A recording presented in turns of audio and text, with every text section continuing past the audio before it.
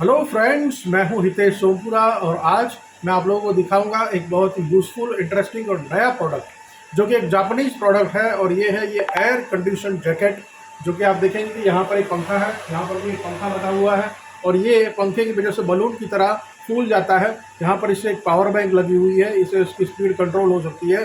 दोस्तों, ये प्रोडक्ट उन लोगों के लिए बहुत ही यूज़फुल है जो कि धूप में हमारे देश में काम करते हैं। हमारे देश में धूप में टेम्परेचर बढ़ जाता है 45 डिग्री सेल्सियस, 48 डिग्री सेल्सियस। हमारे आरटी ऑफिसर्स, हमारे पुलिस इंस्पेक्टर्स धूप में इतना काम करते हैं, तो उनके लिए ये प्रोडक्ट बहुत ही यूज़फुल है गर्मियों में।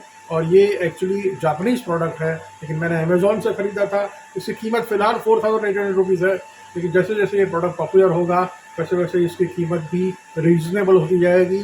तो आप भी किसी ऐसे इंसान को इस प्रोडक्ट के बारे में ज़रूर बताइए जिनको इसकी सख्त ज़रूरत है।